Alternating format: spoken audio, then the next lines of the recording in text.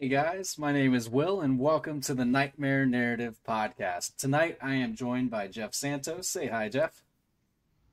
Hi, Jeff. Great. Jeff is the director of the Virginia Paranormal Investigations. He is also the author of Ghosts of Yorktown, as well as the founder of the Yorktown Ghost Walks. Tonight we will be discussing three main topics. Main topic number one, we will be talking about this past weekend's investigations, including maybe the best investigation ever. Stay tuned. Main topic number two is the CIA finally declassified the alien documents that were put out in the COVID relief package. We'll also talk about, do aliens visit Earth, and what our theories are, some of the objects that we've seen in the sky. And main topic number three, why or how and can children and animals see spirits? Those are our three main topics tonight. But first off the bat, while everyone starts filing in, Jeff, how was your weekend? It was great. And I know, Will, like every time you miss an investigation, I'm telling you it's the best investigation ever. Yeah, But this time I'm not joking. I don't believe you. This was quite possibly the best investigation I've ever been on. Okay. But I guess we should start with Saturday night. Yeah, Or let's Friday night. let's keep these Friday people night. on edge. Before we talk about that, I do want to talk about this real quick. So I'm not a man of culture. I don't drink the fancy water. I don't drink that volcanic stuff from Hawaii or a well from Mount Fiji or whatever. So this person, she went out and bought me some fancy water, right? It's called Just Water, and it's mint flavored. I've had seltzer water before. Seltzer water is disgusting, but this water has a little bit of flavor in it, and it's actually quite tasty. Why does it look like it's in a medicine bottle? Does it look Because kind of like a medicine bottle, or is that just the way I'm seeing it? it's more like a milk carton. For those that are on the podcast and you can't see what I'm holding, it's a green bottle that it feels more like a milk carton material. But it has a whole bunch of extra stuff in it. But anyway, the reason why I bring this up is because this brand is actually owned by Will Smith. Huh. Yeah, That's interesting. interesting. Yeah, He it's got into the water business. he got into the water business. It has a whole bunch of extra proteins and stuff in it, and let's see, it's 54% paper, 28% plant-based plastic, and so yeah, this whole thing is biodegradable. Okay, I thought you were talking about the contents for a minute. And I was No. like, wait a minute. Yeah. I don't know if I like where they got that flavor No, from. I'm not drinking Deer Paper Park. flavored water. I'm not drinking Deer Park water now. So what can one expect to pay for a bottle of water like that? A bottle of water like that will run you $2.29 American. That's not bad. No, no. It's you know what though? I told the girl that got it. I was like, this kind of tastes like Newport News water, honestly. Which that's not a knock on Newport News water. I think Newport News water is fantastic. It's good. It's good stuff. It's Yeah. delicious. It's quenching. Portsmouth water though, my God, have you ever had Portsmouth water? I can't say that I've had Portsmouth water. I know I've had Newport News water though. Yeah. Well, out there where you are, is it well water or is it part of the city? No, it's city water. City water. Actually, it's Newport News Waterworks. So I'm drinking Newport News water right here in Wow. the same cup that I had last time. So for those that can't see it, he has a Mr. Snow Miser and Mr. Heat Miser cup. It does have kind of a mint flavor to it. I don't know where that's coming from. What do you put in your drinks, Chef? Nothing. Just came out of the sink. Now, I do want to say, beginning this past week, this podcast is now available on any podcast service that you have. It could be Spotify, iTunes. And Jeff, you also have before we get into it, you also have a paranormal pub table. And you guys actually have a podcast. And where can they find you at with that? Yeah, we started recording it as a podcast too. It's on I don't really know, like I uploaded this thing to SoundCloud and I put it on Amazon, but apparently it's on some other places too. Yeah, we But looked it the up. video, Yeah. It's on Spotify. So if you look up Paranormal Pub Table, you will find Jeff and Linda. They do. It seems like you do 2 videos a week. We do one a week, but what it is, it's the video portion is just and it's also on the audio, but it's just the question of the week and the discussion for it, and then we go into something else after that, just kind of BS. I do want to say I really like it though. I like the format that you guys do. So go check it out if you guys get the Thank chance. you, thank you. But so let's go ahead and go into our first main topic tonight. And our first main topic, as we do every other weekend, is we kind of let that food from the gas grub and ghost digest, and we reflect on the weekend that was. And so let's go ahead and start with that Friday investigation that we did. Jeff, you want to go ahead and take it from there? Yeah, absolutely, and quite a bit of food to digest from this weekend as well. Oh yeah, my stomach hated me. Man, we shouldn't have stopped and got food at 4 a.m. no, definitely that's a bad idea. Yeah, your body doesn't Seemed good at digest the it. time. Mhm. But the Friday night investigation was up in Mechanicsville, Mhm. and the report was kind of to sum it up a little bit. They got this dog sometime during the COVID, and I believe we determined it was over the summer that they got the dog. And shortly after they brought him into the house, he would go out in the backyard and dig a hole. Well, almost immediately, strange things start happening through the house, and they fill in the hole, and he goes and digs the hole again. But it seemed like they thought it might have been something related to this hole because that's when it started. Who's to say? Because they also had quite a few secondhand items and antiques that they brought into the house as well, which could have come with an attachment. But the activity, light bulbs started breaking throughout the house, objects started moving. Um, so, kind of poltergeist type activity is what it seemed like a great deal of. I don't recall them, they didn't see any physical apparitions or anything like that. I don't believe there was even any voices, if I remember right. It was just objects moving, and like I said, this lady was talking about not the lights just going out, but the glass just shattering all over the place um, as the lights would blow out. Yeah, and it seemed to be that activity would kicked up right after the puppy kind of dug a hole in the backyard, and they believe that to be the kicking off point of the activity that was going on in the house. So we were there for a while. We did a couple EVP sessions. We tried different methods to be able to get a response. It didn't seem like we got a whole lot on the EVPs just from the initial review. Of course, there's more evidence that we have to take a look at. But it didn't seem like we got a whole lot. No, and the spirit box was pretty quiet. The REM pod, though, had some interesting responses.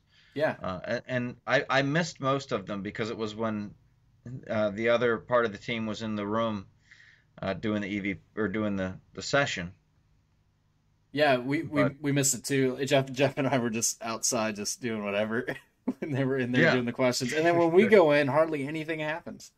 It right, didn't like right. us. No, they And didn't seem to. that was kind of the thing. We were talking about how that spirit was possibly just kind of watching us from a distance. Like it kind of folded its arms and just kind of watched us from the corner whenever Jeff and I would go in. And was it the males? Like it didn't want to interact with the males. I think so. And one of the questions that it activated the REM pod for was, would you rather talk to one of the females? And I believe the REM pod was activated after that. Yeah. But one of the females that was in there, not on our team, but one of the residents, claimed that as they were doing the session, that her arm started burning, her forearm. I remember hearing about that. But what was interesting was that mirror, too. I forgot to mention That's that. right. They had a mirror in there, and Alex, who was with us, he's an empath, and I believe he can kind of pick up on some things that might be there. So he's looking in front of this. He's in front of this dresser, and he said, I was looking in the mirror, and something was drawing my attention to the corner behind us, but I kept thinking mirror, and there was a mirror that was turned up facing an outside wall. And some cultures, some people believe that to be a portal, an open doorway for spirits to come into the house. Yeah. And so he was pretty spot on about that. There's a couple times where they were talking about some of the activity in the house, and Alex was able to pick up on it. he stayed outside so that way he wasn't biased on anything that was going on. And there were a couple times where he was pretty spot on. He said he brought up the mirror. He brought up something about one of the bedrooms that we hadn't gone into yet. He said that that was the area of the hot spot. So it was pretty interesting. I can't wait to see what the evidence brings out when we go and review all of our audio. Absolutely. Now, I unfortunately wasn't able to go to this one. I'm really sad about it, but tell us, like, what happened. How is this the best investigation ever? All right. So the best investigation ever, I got to Okay. say. This house to start out with, it's called the Parkgate Plantation. And the gentleman who bought it, he initially owned the house next to it. And it had working horse stables where people will come and board their horses. I think they had like 60 horses there or something like that. And he saw the house next to him go up on the market, realized it was his historic place. He's big into antiques, so he purchased it. This place was built back in the 1700s, and it's got quite a history. Now, I'm not going to remember all the names, but I know someone who was related to Henry Lee, I believe, who was, Light Horse Henry Lee? I believe so. It was Okay. either him or his brother. This guy was basically Robert E. Lee's nephew. Yeah. Uh, owned owned the house at one point.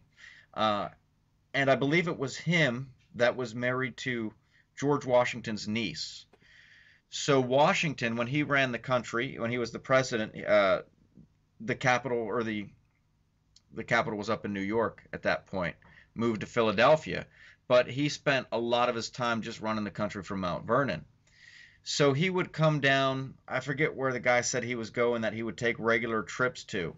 And along the first 30 hours of the ride was this house. So this was where he would make his first stop and he would spend the night there. And it was documented. This wasn't even like legend. So Washington would spend the night at this house quite regularly on his trips from Mount Vernon. Now, out on the property, when he cleared the brush between the two houses, he uncovered the Brent family graveyard, which had some historical figures buried in there in unmarked graves. It also has this, what's now like a workshop, but it's built where the summer kitchen used to be. Now, what's cool about this workshop is part of it is the oldest standing structure in Prince William County. Wow. Uh, Back when they initially divided up this land, they divided it amongst, I think, six prominent families, and it was 300,000 acres or something ridiculous like that. But the Brent family was the one that got that acreage where the house sat. And back in 1691, I forget George Brent, I believe his name was, he built a cabin on this property. So in the 1700s, they ended up leaving the land and just sat vacant, but the Brent family still owned it. So in the 1700s, his grandson, who also was named George Brent, came to the property and built the summer kitchen using the original chimney from that cabin. So it was Wow. pretty cool because this was the first time that people ever settled in Virginia away from the shoreline, this far inland from the Potomac. So it's quite a historic place. It really was. It was awesome. But it's the kind of place where we started off just doing EVP sessions, and often we'll do EVP, then we'll do a spirit box session. But we took the computer with us, and actually after each EVP session, we would have it analyzed to see if there were any responses. And there were. We got responses from just about every EVP session we did at this place, to the point where we never even took out the spirit box because we figured EVPs are pretty solid, and if we're getting them, we're going to keep going for them. Upstairs in the room, in one of the rooms upstairs, they reported the spirit of a little girl. And of course, we pick up this little girl's voice that sounds like it's saying mommy or mother. It was something to that effect. I forget what it was, mom or mommy. But we heard this little, and it was cool because we go down and we'd listen to it, and then we'd be able to go back upstairs and ask questions related to that. So this kind of stuff happened all throughout the house. Strange noises all throughout the house. You would hear what sounded like footsteps at various times. We go out to the horse stables, and upstairs in the horse stables, there's this long, just hallway up there in the loft. And we each split up and stood at opposite ends of it. And once again, we're getting responses from the REM pod. It answered twice to this yes to the same question. Did you used to live in this house? It seemed, based on those responses, possibly a woman. And there's a spirit of a man that they say actually messes with the women that work there. And from what we got, it seems that this spirit also messes with the female spirit that is there. So, quite a place. Not to mention, it was also used as a hospital during the Battle of Bristow. Hmm. So, for a couple days, it was used as a hospital. And one of the rooms that he had set up was an amputee room. It was where they took all the amputees, sawed off their limbs, threw them out the window. So possibly some spirits there from that as well. So, two quick questions. So, when you guys were asking about if this is a female, so you were asking validating questions, just to Hmm. reiterate, be like, just double checking, are you a female? And then it would light up. And then you would Right. ask, Are you a are male? you a male? Nothing. Nothing. Right. Right. Okay. And then the other question, the male spirit was messing with the female spirit as well as being around the house. Did you think that this was a bad ghost by any means? Not necessarily, because there had been one other team that had been there into this place. And from what they've got, they picked up that this man said he wasn't the one that was messing with some of the females. So there could be multiple male spirits there. If the one that's messing with the females, I wouldn't say he's probably necessarily bad. It's just probably the kind of person he was in life. He probably liked to go around chasing females, and I don't Yeah. know. But not necessarily like anything dark, inhuman, or anything like that. Right. Probably just you know, a person that had that sort of mentality, or Hmm. that sort of behavior in life. Well, that's interesting. So, who went with you? It was you, Linda, Will, and Emily. Yep, yep. It was the four of us, and when they went upstairs, Emily and Linda, as soon as they went upstairs, it's just they said I didn't feel, because I don't feel stuff, but they said it was incredibly heavy up there, to the point where the next time we went up, Emily didn't even want to go up the stairs, Oh wow. because it was so intense up there. Was there any basements or attics? There was an attic, and it was kind of weird, right? Because I went up into the attic, and the attic is one of those ones that's put together by pegs, so there's no nails in it, Hmm. and there's Roman numerals to mark where they would hook them together and stuff. Um, but I'm raising up the attic door, and we have it on the surveillance system too. It was just weird. It could have been natural, of course. But I'm raising up the attic door, which is on a chain. And you can see, like, it's not like I'm holding the chain and pushing it up. Like, I have the chain, but there's slack on the chain because I'm holding it up because the door's almost closed. And I reach up to push the door shut, and the chain just explodes. Like, every single link from this chain just fell apart and landed on the floor, and they were all pried open. And it's just weird. It might not have been paranormal, but we didn't really see what caused that. You know what I mean? I mean, Yeah. it was every single link just all rained all over the floor. Wow. It wasn't like they were brittle or anything, was it? It wasn't the sturdiest chain, Uh huh. no, but it was just. And if I was putting tension on it, if it was when I was pulling it, I could see it. But the thing was, like, there was no tension on the chain at the time. Like, the chain was hanging there, and the door was just probably this much open at that point. So I just went up to push the door shut, and as soon as it shut, they just all fall apart. Even the ones that I'm holding in my hand, it's just I'm holding like one little strand of it in my hand, and the ones underneath it and on top of it just all over the floor. Wow. It was weird. Now, did you guys see anything, hear anything, like with your own eyes and ears while you were investigating? We didn't see anything. Um, it, it- Nothing definite anyway. A few questionable pieces of movement, but worth for further analyzation through the surveillance system.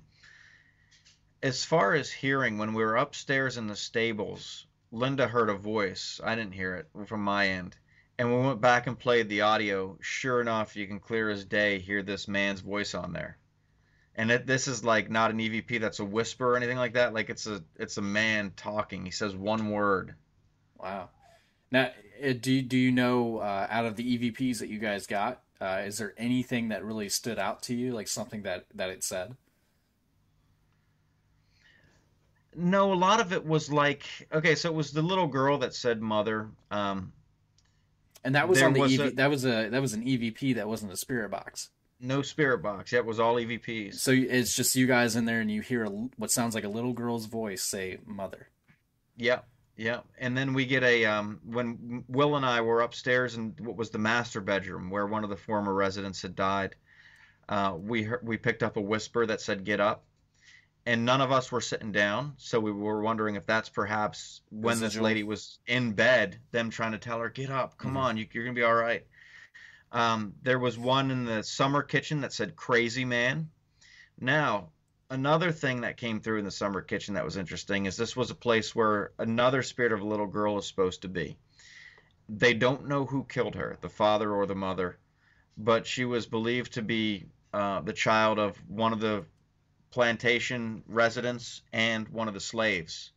So if it was the mother, one of the theories was the mother got pregnant while the husband was over in England, and they killed the kid. Oh He wow, came back, found out because as she started growing up, it became more apparent that she it wasn't his. was right, right. The other one was that perhaps the father killed the kid because as it was becoming more apparent that this was a mixed race child, he would be like the heir or the heir to the father's Hmm. plantation, and he wanted one of his other children to have it or something like that. So there were a few, but that stuff, the thing about the child that they said they found in the chimney, that wasn't verified. That was local legend. Right. So there was no documentation on that or anything to that extent. But there was a voice in there that said "crazy man." Um, the one up in the barn dropped a racial slur, and the one I don't recall all the other ones, but some of them were just kind of you could hear the voice, but you couldn't hear what it was saying. Like it sounded like it was in a tunnel. And so, were you guys able to film at that one? Will that be a case files video or just part of Gas Grubbing Ghosts? Oh yeah, yeah, absolutely. And we have the in-depth history. The guy, I mean, it's amazing that this guy owns this place because he's going to take care of it. He really cares about this place. He sat down there and gave us this like 20-minute talk about the history of the place from the time the property was sectioned off back in the 1600s. So he knows it, and then we got it on recording. So it's cool that we've been able to document that. And we'll be able to put it out there for everyone to hear because it's a little known place, Hmm. but it holds such history. You know? Well, that's pretty neat. I mean, because with Virginia Paranormal Investigations, we've been able to find these hole in the wall places out in the middle of nowhere, abandoned, that you don't see in these books of like, weird places in Virginia or inyourstate.com, that kind of stuff. Like it's just not out there. Yeah. And they're even forgotten by the history books. Some of the places like this. You Yeah. know? But what was also cool I didn't mention is I slept on a 1800s bed Wow. where all of the furniture was antique, and he let us sleep in there. So the bed was one of those ones with the ropes, where you tighten the ropes, put the mattress on it. Yeah. Yeah, I slept pretty Wow. good. Those people, they knew how to make beds back then. Where do we go wrong? Box springs, that's the problem. Yeah. And I was like, with these stairs, they have those little windy stairs that go up. Did that one This is have it? probably what, yeah. And I was like, this is probably why they didn't have box springs back then, because they didn't want to have to move them up those stairs. Yeah. They So, couldn't fit a couch up there. no, no, definitely not. Yeah. You just gotta So twist it, shimmy it. rope beds is the way to go. Well, guys, that is the end of our first main topic. You can be able to check that out, I assume, on Gas Scrum and Ghost that'll be coming out later on this week as we kind of go over some of the things that happened this past weekend. And then further on down the road, we'll see the case files of that video. Awesome. Now, our second main topic tonight is aliens. Now, recently in the U.S., we just had the COVID-19 relief package that came out, and part of that thing, they included a provision in it that the CIA had to release all of their documentation on UFOs. And so people have been scouring all of these documents. I looked at some of them. I believe it's 2013 380 pages long. There's a lot of stuff in there that's really nothing. We can kind of talk about if they really released everything. But I'm going to go ahead and pull it up for you guys. Just this article real quick. So this is from SmithsonianMagazine.com. It's approximately 2,780 pages from the CIA. And it's released through the Freedom of Information Act. But pretty much some of the main things that we really want to highlight up here is down here. So one of the things that they had was basically one of these CIA officials was handed a document saying that these people saw a UFO overnight. And then the other one was that there was some kind of saucers skipping on water back in 1947. Of course, famously in 1952 to 1969, Jeff, I'm sure you know about this one, was Project Blue Book. So basically, with the U.S., we've had different eras of alien discovery. We had Project Blue Book that was kind of put out there after Roswell, and people were starting to get interested in aliens. And then all of that stuff came out in the 90s. That's when you had all those History Channel documentaries of aliens and stuff talking about Project Blue Book. Is there a ghost in your house, Jeff? I think it's just a cat. Oh. I'm going to go with the rational explanation here. No, it's the CIA. They're listening in. Your cat's not actually a cat. But in the 90s, you had them talking about Project Blue Book. And so a lot of things have happened since then, of course, but now we've finally been able to see what's been going on. Now, my theory is that they didn't actually give us all the good stuff. I'm sure there's things that they're hiding or some things that they redacted that we're not able to see. But the U.S. version falls in line with what happened over in Britain. This one is a little bit less unknown, but last year, Britain had a very similar thing. They released all of their documents, and pretty much Britain, they had 20 years of documentation looking up alien and UFO sightings. And basically this committee stopped because they realized that there wasn't a present danger from these UFOs. So it's not that they denied it. It's not that they denied that they existed, but they basically said that there was no danger from them.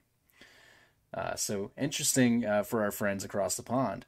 And it seems to be the same here in America. It seems that our government hasn't found anything dangerous to us, like they will actually attack us or anything like that. But they have acknowledged that there is unidentified flying objects above the sky. They referenced some of the famous cases in Washington, D.C., as well as some of the things over the water and UFOs coming out of the water.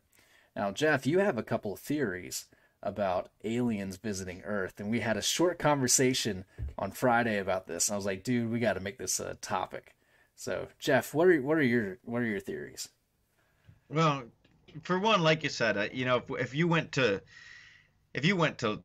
like Love's and said, "Hey, what's the worst thing you've ever done to the food that you've served people?" They're not going to give you a list of papers like, "Oh, we dropped this one on the floor. I accidentally took a leak in the coffee carafe here and we put that out." And they're not going to say all that stuff. They're going to be like, "We never did anything to food that we served people.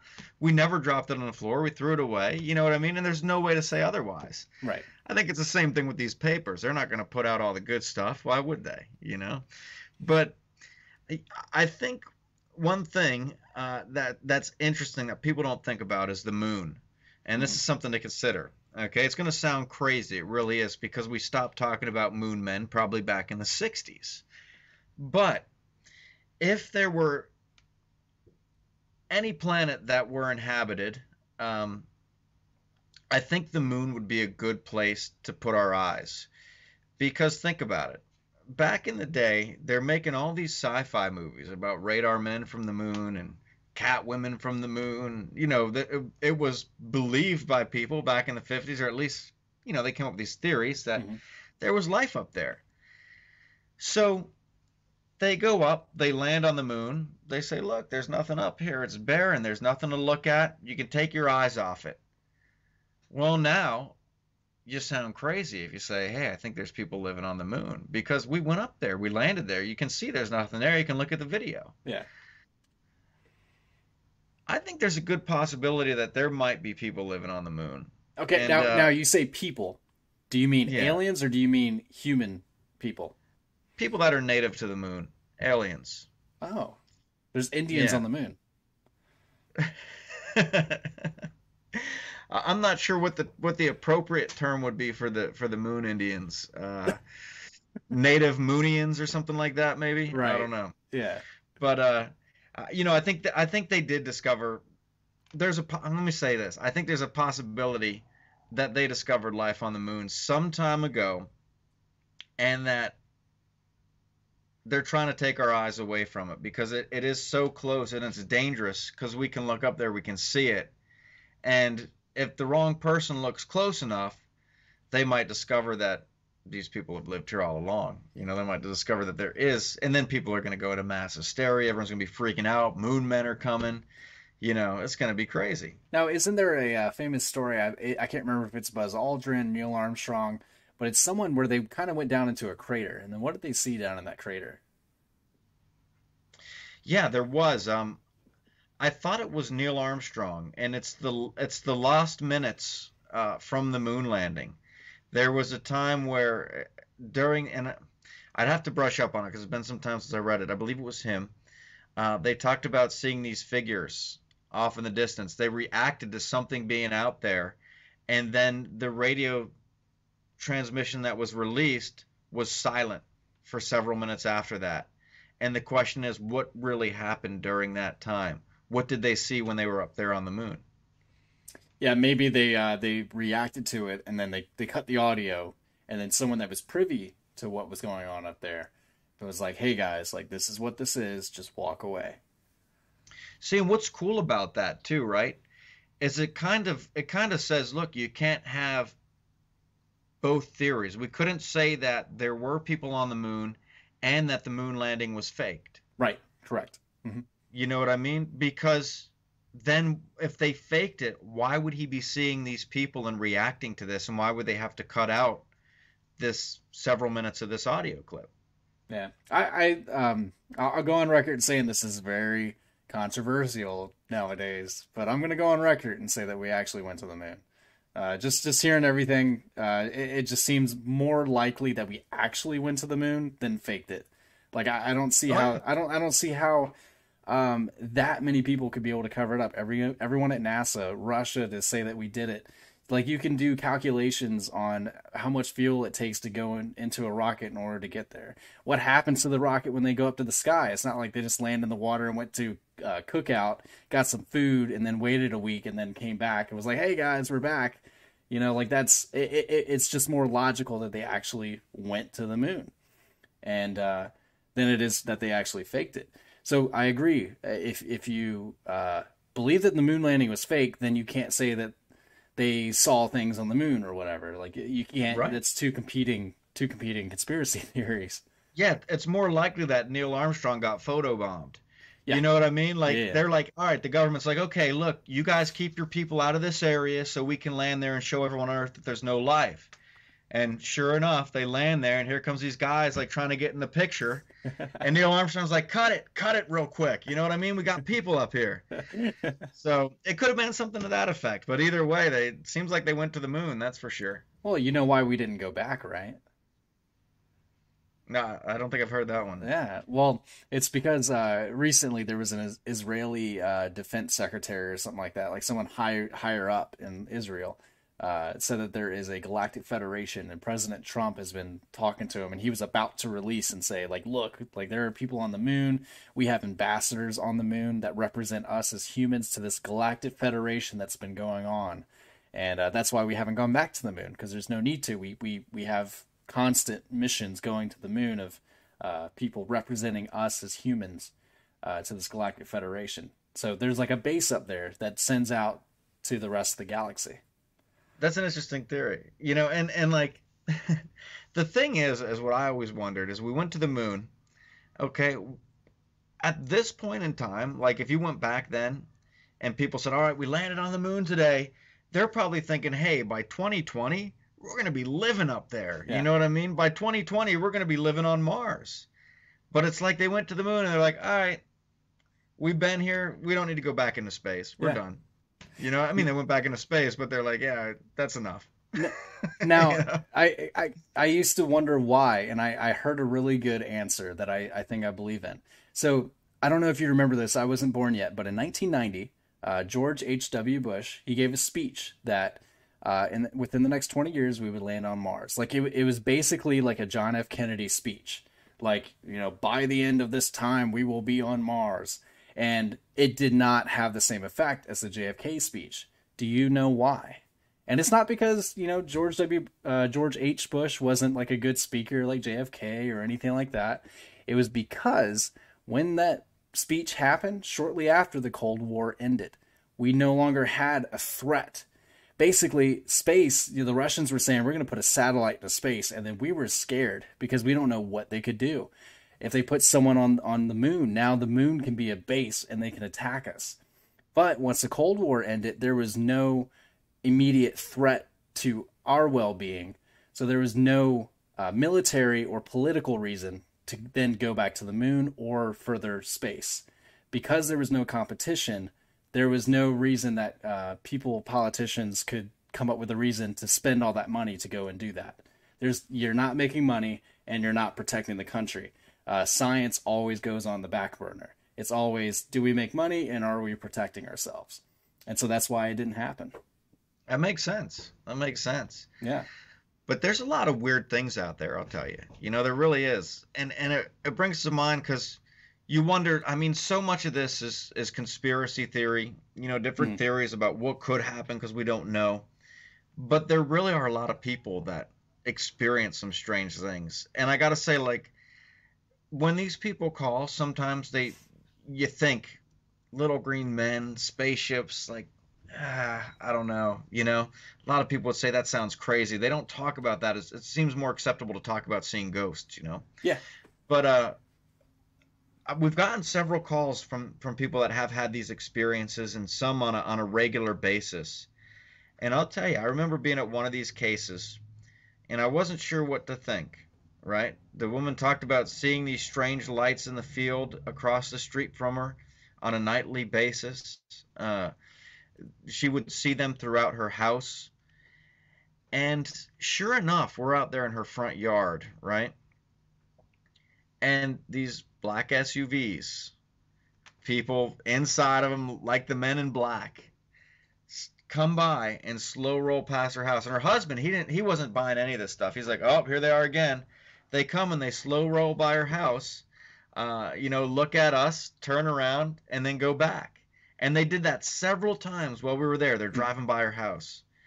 And she said, these guys, they'll come and they'll walk into that field. They'll park over there and they'll walk into that field, and there's nothing in that field. It's an empty field. But it's weird stuff like that that makes you question, like, what is going on? There's something going on. What is it? Is it aliens? Is it something else? Well, you were talking about me the other day, or talking with me the other day about, how much does the president actually know? Does Trump know that there's aliens out there? But you were referencing JFK.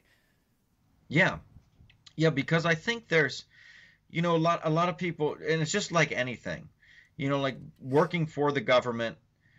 You don't know what the highest people in your office know, and that's just one small office on one small base when you're talking about the whole upper echelon of the government, So I'm sure there are people up there that know things that perhaps even the president himself doesn't know. And one of the going theories that's still out there is that JFK was the last president to know about aliens. Some people tied that in with his assassination and said it was all a government cover-up. One of the things that was interesting is allegedly they found a letter from Marilyn Monroe because she was messing around with JFK and his brother, and I guess he decided to call it off or something to that effect. But she wrote this letter saying, I'm going to tell everyone what I saw in that hangar. And then she turns up dead. He was eventually assassinated. So it brings about some questions, that's for sure. Just brings about some questions. Because would the government tell us about aliens? Would that be if they were to come out right now and say, we've been in contact with people from another world for quite some time now. You're all right. You have all been correct. That would pose several problems. Yeah. The biggest one being that the government has known about this for so long and has not told us. Now we don't feel safe. We don't feel that the government is protecting our best interest if they're keeping things like that from us, and people are being probed by these guys and having their cattle taken and stuff like that. The question would come about, does the government have our best interest at hand? Yeah. That, and then of course the mass chaos that would break out as everyone's rushing out to buy guns and defend themselves against the attack from the moon men. From the moon natives. Yeah. Someone said native inhabitants in the comments. But no, that's pretty interesting. Now, we were also talking about, do aliens have a base on Earth? We were talking about the moon base, but do they have a base here? And that was interesting. And I'll tell you what, I watched Star Trek. Okay, I'll admit that. Just this Nerd. once, and now it's on video and recorded, so it's etched forever in time. But I watched Star Trek. I always have, every single one of them, every episode, every movie, everything. Even the one about whales. Yeah. What was that? Star Trek 3, I think. I don't know. I'm a Or Star Wars guy, man. I can't. But nonetheless, they have a lot of good things, good, cool things in there. And in one of the movies, it was one of the newer movies, Into the Darkness, I believe. Mm-hmm. The end, they're on this planet that has this primitive race of aliens on there, and the Enterprise comes rising up out of the water in like one of their oceans, and the reason the spaceship was hidden underwater was because of their technology. They're not allowed to interact with any alien race that doesn't have warp speed, or that doesn't have their technology yet. So aliens might be the same way. They may be told, they may have this prime directive, don't interfere. You can go and observe. You can observe Earth. You can even walk among them if you make yourself up to look like one of them, but don't let your ship be found. Don't be seen flying around in their skies. So what better place than underwater, right, to perhaps hide their spaceships? Yeah, and I believe one of those bases has got to be off the Outer Banks in North Carolina, or off of Myrtle Beach, South Carolina. There's a lot of sightings. If you look at a map of all UFO sightings across the United States, you can see a whole bunch of dots just going down from up in Kitty Hawk, Corolla, going all the way down to Ocracoke, and then heading down towards Myrtle Beach in South Carolina. A lot of people seeing what looks like cigar-shaped objects coming out of the water, or UFO-shaped objects coming up out of the water.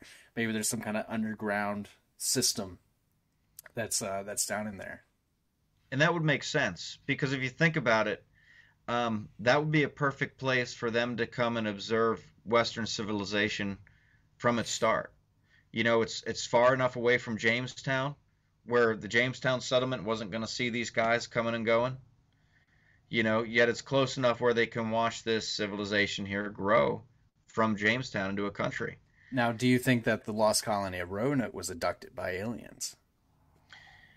That's an interesting question. And I really think what happened with the lost colony of Roanoke, I think they ended up going with the Native Americans. I agree. Yeah. I think that's what happened with them. But yeah. It's a pretty cool theory, though. I mean, that would make a good movie. I did see one where they became zombies or something like that. It was a horror movie about the lost colony. Oh, yeah, and then American Horror Story did one about that. Yeah. That's right. I'm gonna have to let you borrow this book. I got the guy to sign it, but it's the Lost Colony of Hatteras Island. It's written by Scott Dawson. He's a resident down in Nag's Head, I believe. But basically, he wrote his theory of.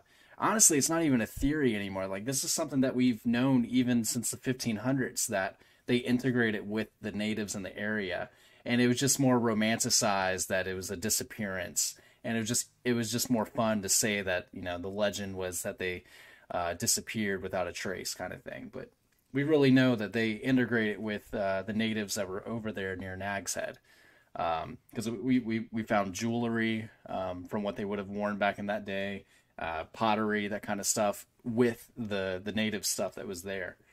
So the only explanation would be that they integrated, and there was one part of the tribe that actually had blue eyes. Wow. So see, I mean, you put all that stuff together, it seems like they have a good idea. Yeah. I guess what several theories as to why. Hmm. Probably starving to death. Because that You know. that colony happened, I believe it was like 80 to 100 years before the Jamestown settlement. And then so when those people were coming back to kind of explore the area, they wrote about, hey, we see these fair-skinned natives on this area, and they kind of likened it to being part of the Roanoke colony. Hmm. Yeah, kind of getting That's off interesting. No, subject that's there. some interesting stuff, though. But yeah, Roanoke is a good one that we can talk about. That would be a good subject on its own. Um, Yeah, I think so. Good mystery. but I'm trying to think. There was another one, and someone put in the comment section that they saw a video showing a UFO taking down missiles. Uh, Matter of fact, you were telling me about a UFO that came over a missile silo.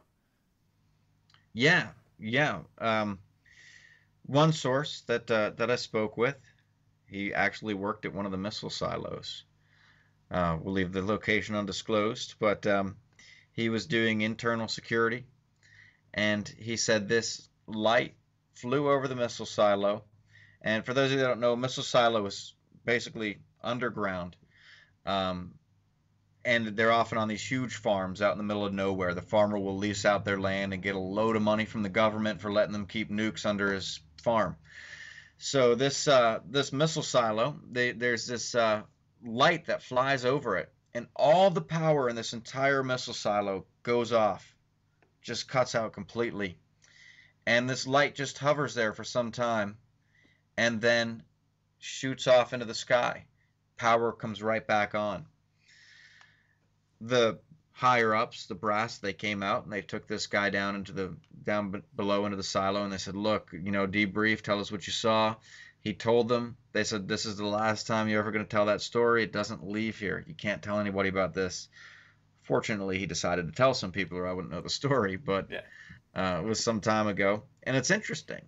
And even myself, I've seen some strange things that I couldn't explain. It's one thing I kind of speak to firsthand that could have been something man-made. I don't know. But one of the most substantial ones, we were not far from Area 51. I was doing some training back when I was in the Air Force, and we were at Creech and shooting on the range at doing night shooting. We had the night vision goggles on, and there's some hills out in the distance in the desert there. And you see these rotating lights come flying out over this hill and then just zoom, and they're gone. It was almost like they disappeared right before us. And these guys are various ranks in the Air Force, various years of experience. But the most experienced one that was there said, "I had never seen anything like that in my military career." He was my roommate. He's like, "I believe you now when you talk about these aliens." He's like, "I think there's something out there." Now, this being by Area 51 and being out there, it could have been something the government was experimenting with. I don't Right. know, but everyone just froze, cameras out and everything else. Um, it was crazy. It was crazy. Pretty cool to see. And to Yeah. speculate about what it could be. Yeah. A lot of these topics that we're talking about, we're definitely gonna have to talk about, like make their whole segment in the future. Yeah, Um, yeah, and we're definitely on the FBI watch list right now, so they're watching too. How's it going, no, guys? Remember me? I trust the government. The government has done nothing but good things for me. Yeah, me too. Me Thank you. too. Yeah, Anyway, I love. you got to talk to your cat and say, I trust the government. there you go. My cat's a government spy, apparently. Yeah, cats and birds. Birds aren't real. But that's the end of our segment number 2, and we'll move on to our final main topic tonight, which is why do children and animals see ghosts? Now, Jeff, this is something that we've come across quite a bit over our investigations, especially over the past year, of dogs and cats seeing spirits, as well as children reporting spirits when necessarily the parents don't see it. So we've kind of talked about this before, but we wanted to go ahead and make this a main topic because it definitely deserves some delving into. So let's start, of course, with children.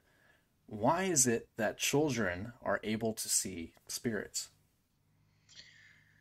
I think there's a few things at work here, and one of them I think is the innocence of a child. The child has not been taught yet that this doesn't make sense, and the brain is a powerful thing. And I've kind of taken this, what some people have said about it being the innocent mind of a child, and kind of put together a theory of sorts. Okay, and it's let me know if I'm going too in depth in this, but I think that if you take how we can look at the clouds, we talk about matrixing, and it's nonsense. It's just a cloud, but our brain puts it together. It's like, oh, that's a giraffe. Same with the audio. Our brain will put together the and be like, oh, that's an answer to our question. I think as we're rational adults, when we see something that's paranormal, and these apparitions aren't always full blown in front of us, floating down the hallway. It's something that appears for a split second.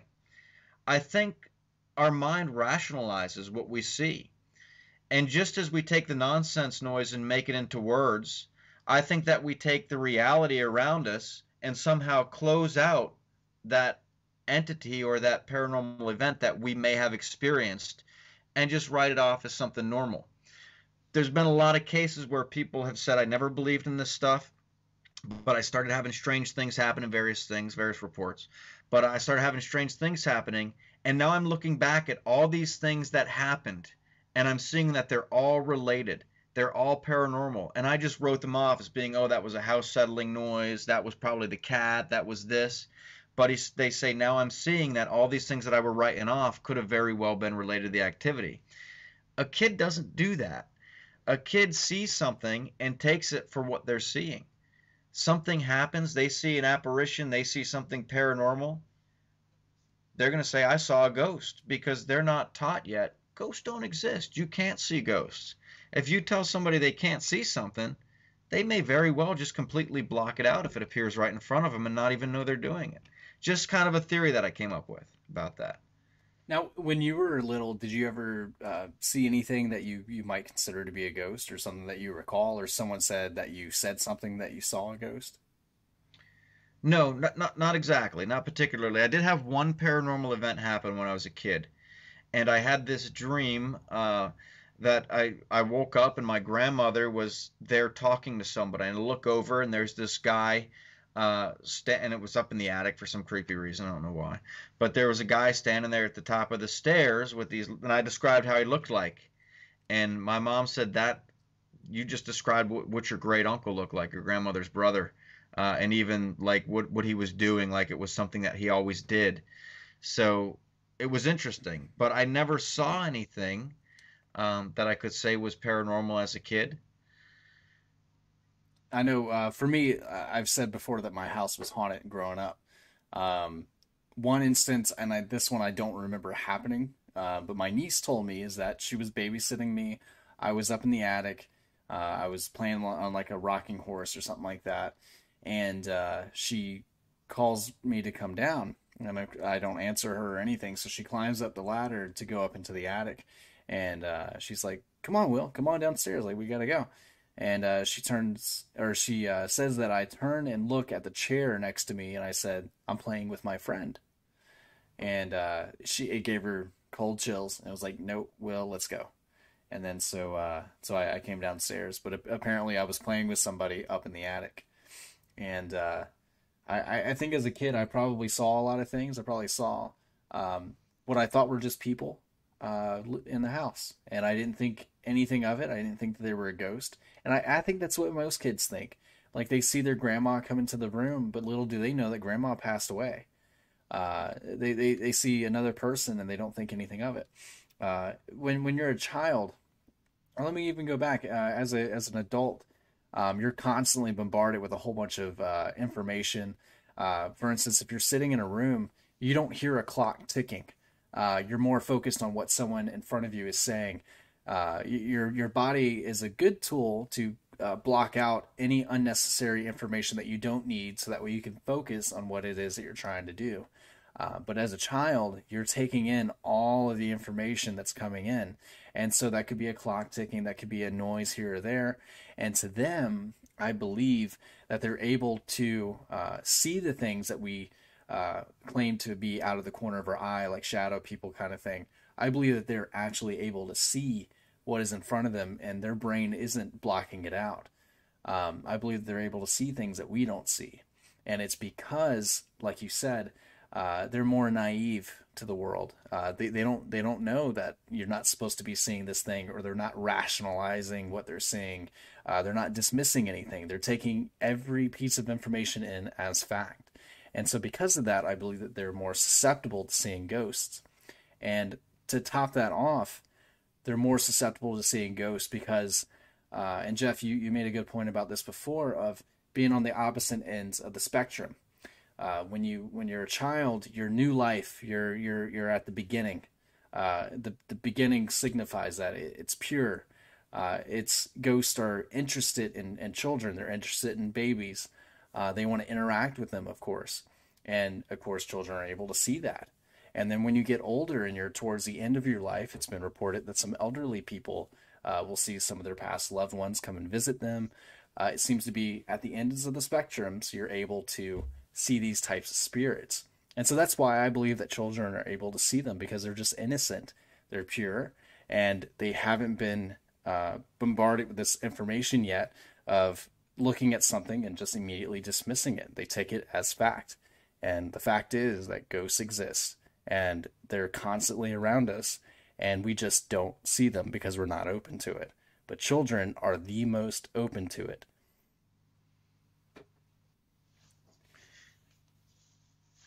And Yeah. oh, go ahead. Oh, I was gonna say, yeah, I think you're absolutely right. And even looking at it, like stepping back from from the reports that we get, right? If we always look at kind of like statistics, uh, most of the people that have children, it's either only their child that's seeing it, or their child is seeing it too. I can't say that I ever recall a case where somebody has had children in the house and the children weren't experiencing anything and the parents or the mother was seeing something, you know? So it's like all these reports that we get, it's either the kids seeing it, and it takes the parent a while to believe them, because then something strange happens that they pick up on because the kid kind of directs their attention towards it. Or, like I said, the kid, if they have kids in the house, the kid is seeing it too. So it kind of leads us to believe that, yeah, that this is accurate, that these children are seeing these things for some reason better than adults are. Bernard makes a really good point in the comment section. They say, a person in the dark can see what's in the dark and in the light. And as we grow, we start seeing from the light, which makes us blind in the dark. Consciousness, knowing wrong and right. I think that's a great point. Yeah, yeah, absolutely. And Absolutely. And it's just like knowing wrong and right. Just when, as you grow, you're knowing that. Um, it's like when you're a child, you don't know this doesn't exist, you know? yeah, we all had that imaginary friend, but I wonder how many cases that imaginary friend was possibly a spirit that they were seeing. I had a pet monster. Did you? What'd you name it? Yeah. It was my pet monster. It was like this toy that was out back then. It was this big stuffed monster. So I think because I had this thing, it was like a real thing. It wasn't like a fake thing. It was like Oh, stuffed, okay. like a stuffed animal monster, right? It was a big thing that had a cartoon and everything. But I think because I had the My Pet Monster, I think I pretended he was real. So like I never really, left I myself see open what for you're the saying. imaginary friend. Yeah. Yeah.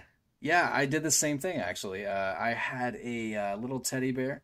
His name was Graham, and or excuse me, his name was Fuzzy. His name was Fuzzy. Fuzzy, he got a little cut once, and his stuffing was coming out, so I put a Band-Aid on him. He had a Band-Aid forever. And then when I went in to get an MRI or some kind of scan, I took him with me, and I had him with me. And then so when I went through, you can see my bones and stuff, and you can see a pile of stuffing next to me. But I carried him everywhere with me. So now, not only do children see ghosts, but also animals, in particular dogs and cats. So I understand why children see ghosts, but how can pets? I think it's a lot of times there are other, for example, dogs have a heightened sense of smell, a heightened sense of hearing. And if you think about an EVP when we record it, sometimes we'll get an EVP. We don't hear it when we're sitting there, but the recorder picked it up. And Right. sometimes it's way off in the distance. The dog is like hearing those real-time EVPs. So if the dog was there, he would have heard that and reacted to it, where we're just sitting there like nothing's happening because we're not hearing it. So I think their heightened hearing has an effect on it. And in the same way, if you think about the impact of their smell, because a lot of hauntings will reportedly come with an odor. Not necessarily a foul odor, but I'm talking about the residual haunting of someone baking cookies and the kitchen smells like cookies and it's a museum and no one's cooked cookies in there for baked cookies in there for 100 years. Yeah, it's not a night at Uh, Sheets. right. Not It's that kind of smell. no. So the dogs will smell these things when that smell is probably subtle, and that'll probably draw their attention too. As for seeing them, I would almost wonder if it has to do with kind of the similar thing with the children, because you can't reason with a dog. I tried sitting my dog down and saying, "Hey, Boo, look, man, ghosts don't exist. They're not there. So you got to stop barking at them." I thought it sunk in. He said, "All right, I understand," but he still barks at them. You know what I mean? He still goes after these ghosts that are in the house. Uh, so I think dogs, they just you can't reason with them. So that's another situation where they don't know, and I didn't really try to do that, but it's another situation Yeah, where they don't don't write Jeff know. hate mail. Holding his dog, like you didn't see this. It's gonna be more so like you don't believe in ghosts. No, no, I do. But I think since they can't be taught, these things don't exist. When they see them, they acknowledge them. It's the same thing as children. Yeah, they don't have a filter. Like they don't realize that that old lady that's standing in the corner isn't actually there, or it's someone that died a long time ago. They see another human just kind of walking Right. around, and I wonder if to them they think that like that person that's in the room is part of our pack, like that's someone that's just always been there, so they just assume that is part of the family. I think it depends on the situation because one thing to gauge too is dogs' reactions. Like there's sometimes that they'll just look at the corner of the room and follow something around and they won't really be bothered by it. You can see them looking at it. Other times they'll growl and they'll show teeth. They won't go up. There's been cases where they wouldn't go upstairs. I had a case with my dog in an apartment that I lived in where he would be sound asleep and all of a sudden he'd pop his head up and he'd look over behind the couch. And then he'd go running over there and then all of a sudden he'd look surprised, like look around, like where'd it go? And he'd start sniffing the ground and everything. Yeah, I've seen And that. it's gone. So how's the dog reacting to it? That can help gauge too what's its intentions. Because dogs are good judge of character. Hmm. If they're growling at something, showing teeth, perhaps this isn't a friendly spirit that we want there. But if the dog seems all right with it, but just acknowledges that it's there, perhaps it has been there, like you said, all along since we moved in. I've heard stories of a lot of people. They say that they'll see shadow figures at the corner of their eye, but sometimes what Mhm. they'll do is they'll have a dog next to them. They'll see that shadow figure and they'll immediately be like, "No, I didn't see that." But the dog shoots over and looks at it and acknowledges that shadow figure that the person saw. And then they both would go check it out and both be confused as to what happened, where it went. So I believe that sometimes when you see the shadow figures, the entities that are just barely on our peripherals exist, and they're just kind of hanging out there. But our dogs, our cats are able to see them. Yeah, yeah, absolutely, absolutely. So many reports with dogs, Well, and that's sometimes what keys the people in that they have something, and then they start paying attention. I mean, talk a little bit about what happened Friday with that dog. It all of a sudden just changed out of nowhere. Perfect point. Yeah, yeah. The dog on Friday, they had this fairly young dog that they got over the summer, and he's sitting in there, and the girl that lives in the house is not one of our members, but the girl that lives in the house is petting him, And all of a sudden, the dog bites her, mean, goes after her. And this is the first time they'd ever seen this happen. Why would this happen? Uh, some people thought that were there. They said, "What if this thing that's here got into the dog and made him do that?" And I said, well, what if something? It's nothing to do with something getting into the dog, but perhaps something maybe was attached to her. And he looked up at her and didn't see her. He saw this thing that was attached to her or that was close to her, and that's what he was reacting to. Something that none of us could have seen. Yeah, that dog looked at her and saw that it wasn't her, Hmm. and sunk its teeth into her. Yeah, yeah, exactly. Now, I think we'll go ahead and end that for our final main topic tonight. I do want to go ahead and get to some of your guys' questions down here in the chat. If you have any more questions, go ahead and comment them down below. We'll go ahead and wrap this up and knock those out real quick. Josh TH asks, some spirits are obviously intelligent, but what level of intelligence can a spirit really have? For example, can they think and have feelings like the living? That's a good question. And I think we've done spirit box sessions where we asked questions to the spirit, and they'll come off and they'll say mad or sad.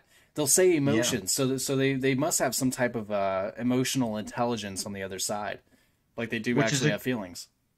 which is exactly why when people are doing renovations to their house, a lot of times activity seems to kick up, be heightened at that point in time.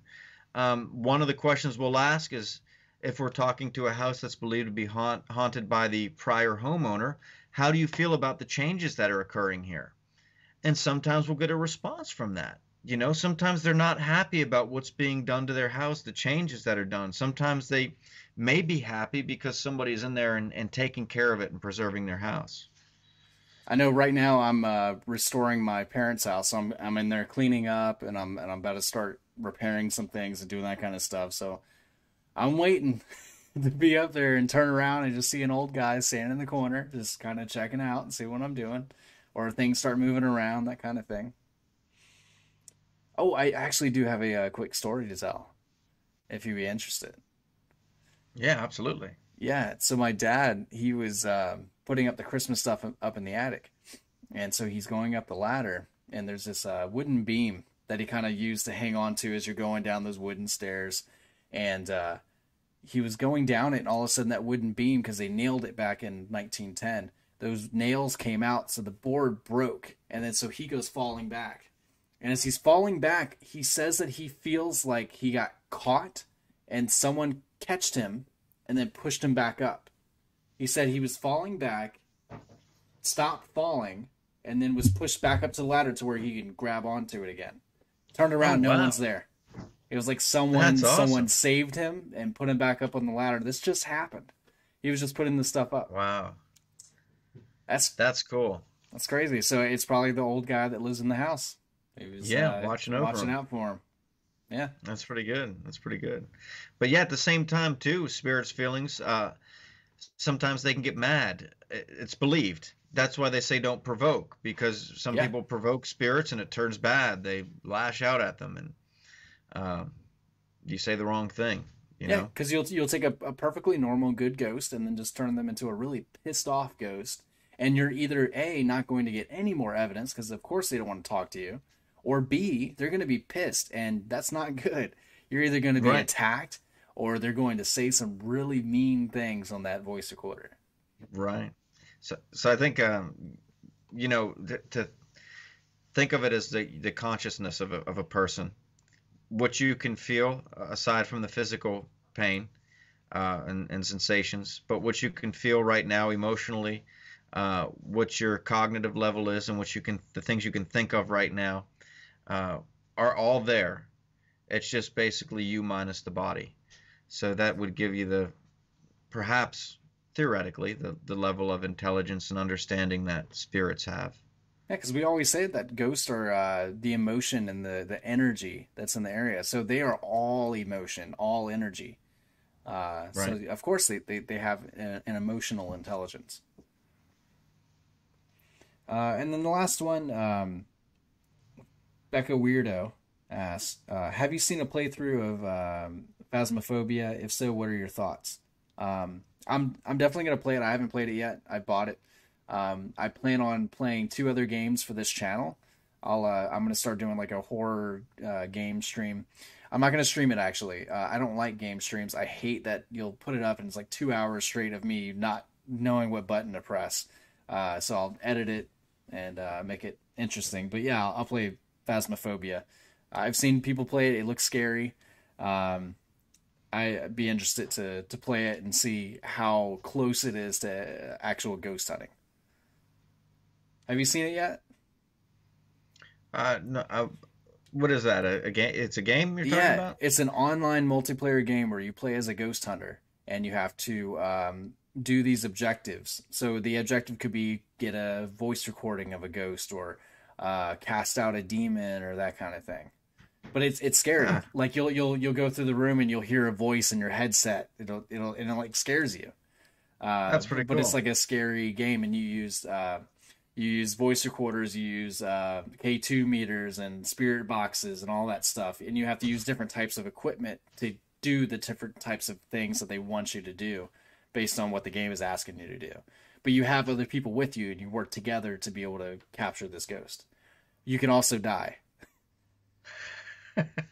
Uh, so we'll see. I'll check it out. How about this, Jeff and I? We can play the game together. We'll both download it, and then we'll do a stream once. How about this? We can make a charity thing out of it. Sounds like fun. If we get a certain amount of donations, we'll play that game together. Let's do it. Yeah. But that'll be it for tonight, guys. Thank you so much for sending your questions in the chat down below. We went. I think this is probably our longest episode so far, but really, really good stuff tonight.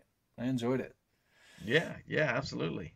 And you guys had some really good questions. So thank you guys so much for joining us.